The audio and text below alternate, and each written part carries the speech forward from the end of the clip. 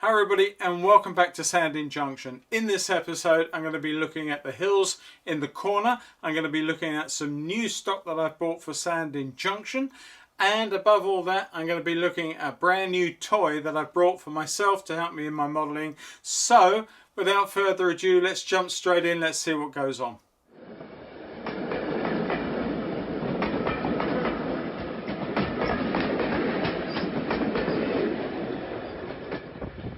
Hi everybody and welcome back. I'm not actually going to call my videos updates anymore. They are merely stages along the way and the progress on Sandling Junction, that's all. So I'm going to try and find sort of headings for them in the future. We will be sort of revisiting where I'm at on the hillside over there very shortly, and also I'm looking forward to this coming Monday, because this whole area, as most of you know who've been following me, has been the subject of lots of things happening, mainly not by me, it's got to be said.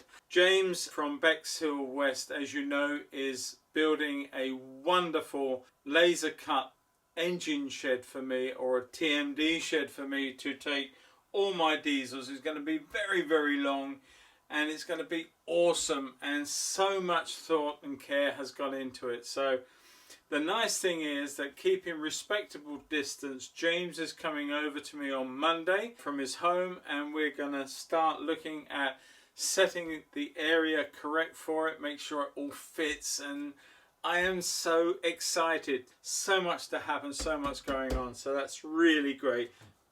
Hi everybody, and continuing the saga of my bridge here.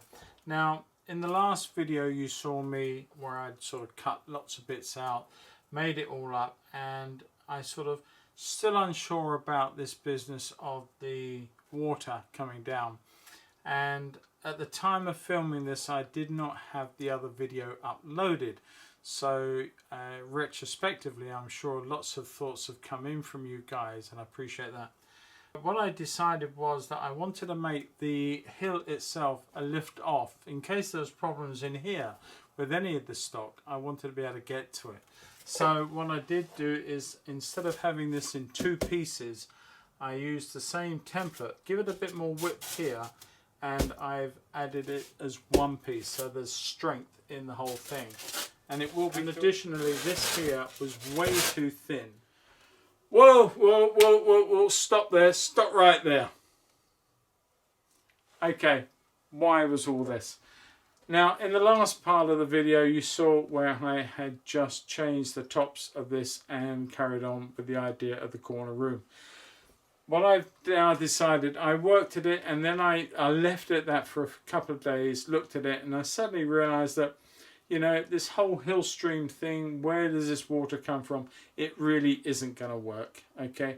I know that in the area there are aquifers and it can appear through the rock and come out at the bottom, but it just doesn't look right. So you've got the layer down here, you had nearly 14-15 inches of drop. If I kept it up here, even down here, it was still much of a drop. So what I've done is I've redesigned the whole thing for the third time. So what I've done is I've made a much bigger, thicker space between the tunnel here and the outside. I've brought everything this way. I have lost the idea of bringing my river in under the train bridge. What I'm doing now is I put a flat piece of board in. It's totally secure. This is all bridged up and secured. I've then increased what's going on in here and made a bit much thicker wall. So this will all be tapered down and worked on over a period of time and get that hill structure looking about right. This doesn't have to go this high. Somebody did mention making my hill much higher.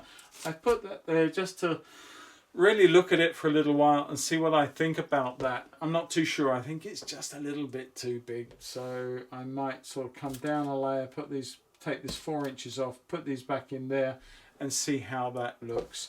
I've also got rid of those sort of shaped bits at the back in that 2 inch that I had there.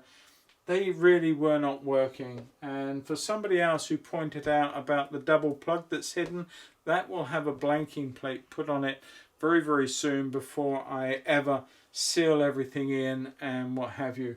And the idea is that I will make this section all lift off. So if I do need to get inside there for a problem, I can at least, not easily, it's going to be quite heavy with all the stuff on it, but I can at least lift it off and get to it. Here I decided that I wanted to put in a nice little feature in terms of, let's get some rocks going, make a background that goes back, different tunnel entrance coming out on an angle here, different to set back from this one, and a nice bit of rock face that's coming down. As you can see, none of it's fixed up, but it can always come down, and then that comes into the town of Hythe just down here out of shot. But it gives a nice angle that we can then put different camera angles on once this is all modelled up and done, and hopefully give some sort of interest to this whole area here. As for there, the tunnel is actually longer than it was before, and it will come round here and shape up. We're going to have, I'm going to maybe put the back end of a shed into there, because we've got a little hedge, I don't know, you call it a hedge shunt or something, that just comes up to here off of Sandling. So that will stop and stop here. Quite how I finish that bit, I'm not too sure. But this will come down as a bank here, much shallower, cut right into the edge there. And that will come nicely down to the edge of the rail. So where is my river, I hear you ask? Well, very good question. It did come out from behind me and into there. What it's going to do now is come around here and into here, and then out into the room again. So it will appear here, it will disappear over there, or it will appear there and disappear out through here. Either way, it's almost like it's self-contained. It does not need to have a source. And that was my problem, is how to make that source. It's not going to be the only bit of water I have on this layout. I do plan on having a harbour scene over there one day. It's going to be a bit of Folkestone and a bit of Dover Marine, but it's going to have a little bit of harbour, a little bit of extra shunting and sort of movements going on a space that is, what is it? It's 6 foot by 4 foot. So that is going to be a harbour scene. There's going to be a couple of old Thames barges moored up on the side of the quay, all that sort of thing. So I'm really looking forward to that one day, and that is a long way off. Long way off, but it will happen. I have actually taken on board what somebody also said, and that was the fact that they were talking about the main lines were running almost the same behind or just above that of Hythe Station, and wouldn't look right. So I needed to maybe hide quite a bit of that so that it disappeared. Well, I thought about that, and it's a really valid point, and I thank the person for making a very long letter to me explaining the thoughts behind it, and it really was nice of them. I looked at it, and I've taken that on board, as I say, and I have created some sort of scenic bits and pieces where it partially disappears, but not totally disappears. And the reason for that is that I felt that if I make it completely disappear, there's no point in having a train running through it. I'm never going to see them. It seemed a little bit crazy. And so I decided to mix it up a little bit. At Sandling, there is the main line of Sandling that runs through, but above it on a bank, just behind, so you go in a very much the same way as I've got here, is the express high-speed track that went through. It works there in the real world, so I think it can work on this little stretch here. Okay, so just looking up the other end there, you can see how I've put a cutting through, and this is only bits of polystyrene that I've trimmed and cut to shape, but I put a cutting through. It will sort of come this way and down above the station. I'm going to put a sort of retaining wall section up through there because there's going to be a good stock there. It is what it is. I can only do so much with the scenics at this point. I've been spending again. I'm sorry. I sort of had a couple of things come on. My son is keen that I do a little modelling. Now, I was going to do a harbour scene, which really should be Folkestone because that really is what comes after Sandgate. But he wants me to sort of throw in a touch of Dover Marine into that. And in Dover Marine, there were a couple of the Class B4s, I think they were. But I bought a couple. These are beautiful little models. They are Dapol models. And let me just put them in. Hopefully that will stay a little focused for you. I have two. Now both of these did their time, a little bit of time at Dover. And they also did, or one of them was also doing a little time at Ashford. Their main thing was down, I believe, in Southampton and on the docks there. But they did quite a bit of time at Dover as well. So with that in mind, I felt that why they were available from Dapol before everyone bought them out and they'd all gone, is I'd grab a couple from Rails, which I did. They were very keenly priced at 119, and that comes with the chip inside because they're very small and my fingers are way too big. So I felt that having the chip fitted would be fine. But there is one thing that I really have treated myself to. I'm going to swing the camera, well I'm not, I'm going to just position the camera and I'm going to show you and unwrap it in front of you. Okay, ba-boom. There we are. That came yesterday. This is not a cheap model by any stretch of the imagination. It's a well put together model, and I already have one on my layout. But this one is an absolutely new acquisition, and not only is it new, it's actually new into the company too. It's like Christmas, isn't it? I love this part. Now I'm not going to give you a full sort of working breakdown. There are too many people out there doing a much better job of that sort of thing than I can. You probably saw the name on the top, which was an absolute dead giveaway. I rang Philip up last week and talked to him about this new locomotive that's just come in. They've only just been shipping them out now. Orders are flooding in for them. And it's a very, very special one, because only two of the Saltzers carried this livery for a short time. How wonderful is that? How wonderful is that? There is attention to detail with this company is second to none. And it is a beautiful model, beautifully presented. There's a letter with loads of details in here. I'm not going to read that out to you now. There's a whole thing on new and improved DC sound features. So the one that I got sounds awesome, and I probably will, before the end of this video, play both of them together so you get to hear that. And there she is. Now, why is she special? Only two of them carried the small yellow end panel on this blue and yellow BR Blue ever. Now I have got one of these in green, and I wanted a blue one to weather down at some point in the future once I'd enjoyed running it for a little while. But this one, its running number is D5021.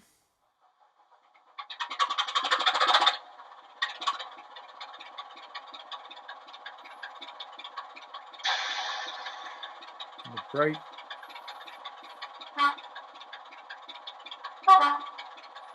Got some lovely horn sounds. There are quite a few on here, I understand. I've got to find them all.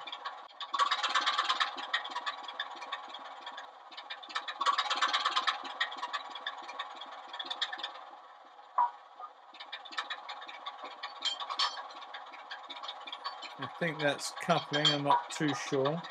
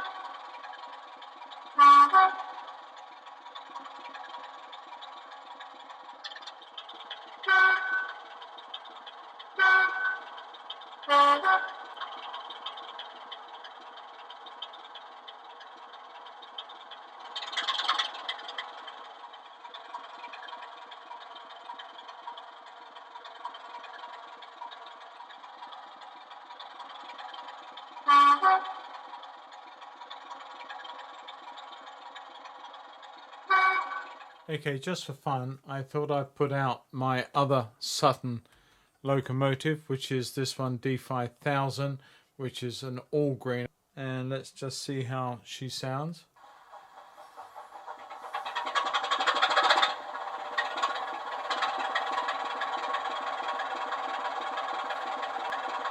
Start the other one up if I've got the right code on it.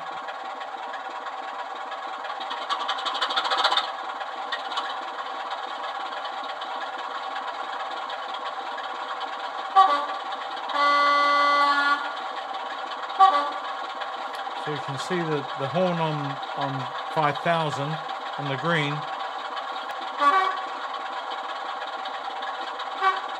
So very different horns, very different sound, but they both have that lovely rumble, tick over rumble. So shutting down the blue one. And that's what really attracted me to these, like, apart from the excellence of the build, they're really a heavy model. I'm really pleased. I'm glad I got two of Sutton Works' finest, D5000 and D5021. BR blue and all green. Okay, so what have I got here? This arrived today. Been thinking about doing this for a long time. Talked to a lot of people, done a lot of research. I keep scaring myself away, but I finally gave way to it and have decided to get involved. So, what is it? Well, it is a 3D liquid printer, a resin printer. Any photon or any cubic photon S. This is the S. This is the latest version. I'm not going to do too much, just other than say that I've got one.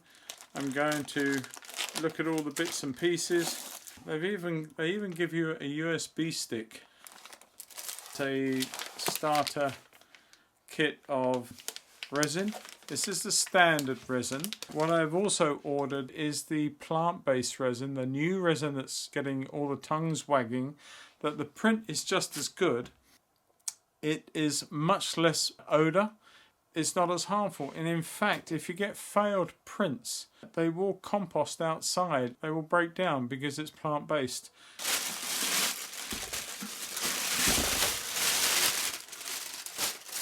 So there we are, one printer.